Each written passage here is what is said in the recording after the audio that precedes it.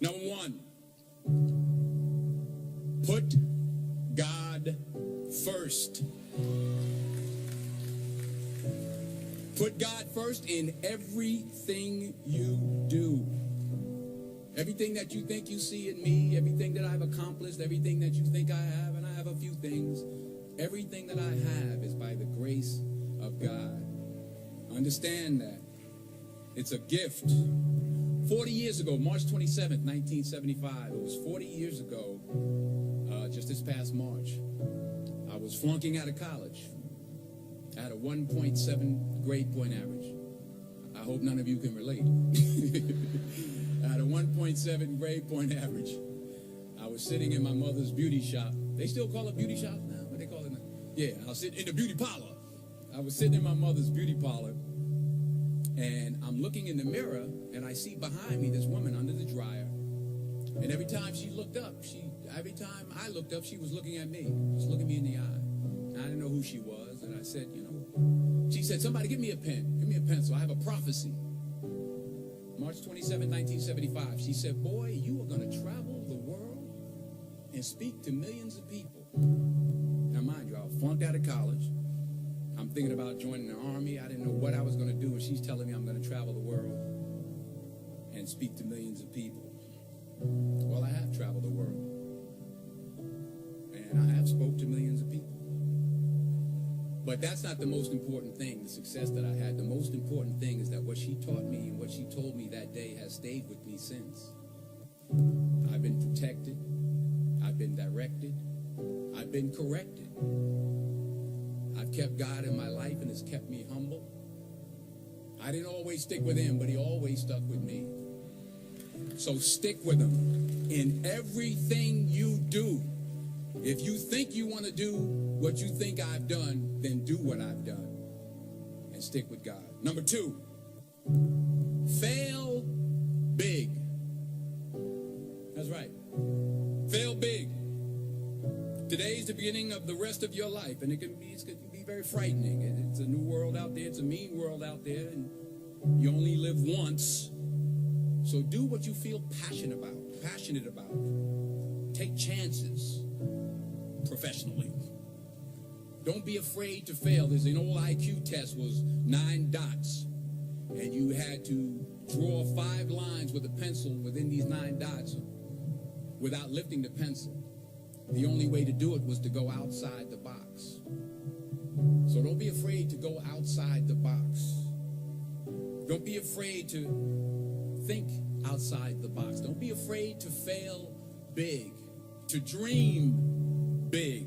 But remember, dreams without goals are just dreams, and they ultimately fuel disappointment. So have dreams, but have goals. Life goals, yearly goals, monthly goals, daily goals. I try to give myself a goal every day. Sometimes it's just to not curse somebody out. Simple goals, but have goals. And understand that to achieve these goals, you must apply discipline and consistency.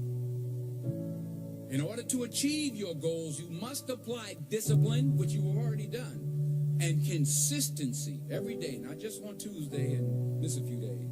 You have to work at it every day. You have to plan every day. You've heard the saying, we don't plan to fail, we fail to plan. Hard work works.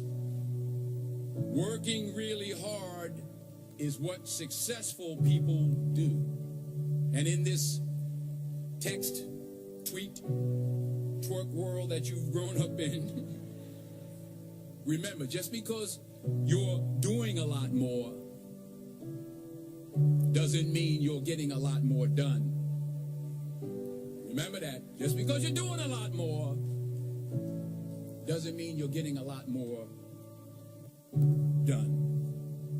Don't confuse movement with progress. My mother told me, she said, yeah, because you can run in place all the time and never get anywhere. So continue to strive, continue to have goals, continue to progress. Number 3, you'll never see a U-Haul behind a hearse. I'll say it again. You'll never see a U-Haul behind a hearse. I don't care how much money you make, you can't take it with you. And it's not how much you have. It's what you do with what you have. We all have different talents. Some of you will be doctors, some lawyers, some scientists, some educators, some nurses, some teachers. Yeah, okay. Some preachers. The most selfish thing you can do in this world is help someone else. Why is it selfish? Because the gratification, the goodness that comes to you, the good feeling that I get from helping others, nothing's better than that. Not jewelry, not big house I have, not the cars, but it's the joy. That's where the joy is, in helping others. That's where the success is.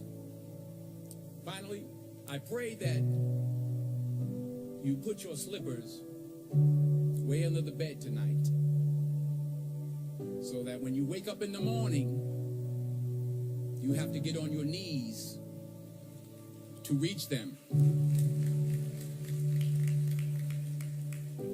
And while you're down there, say thank you for grace.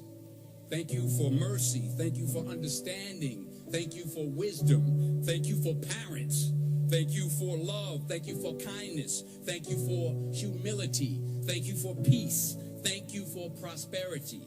Say thank you in advance for what's already yours. That's how I live my life. That's why I am. One of the reasons why I am today. Say thank you in advance for what is already yours. True desire in the heart for anything good is God's proof to you, sent beforehand to indicate that it's yours already. I'll say it again.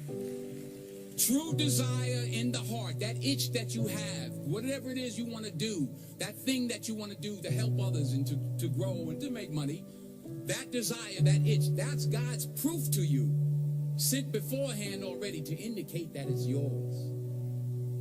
And anything you want good, you can have. So claim it. Work hard to get it. When you get it, reach back. Pull someone else up. Each one, teach one.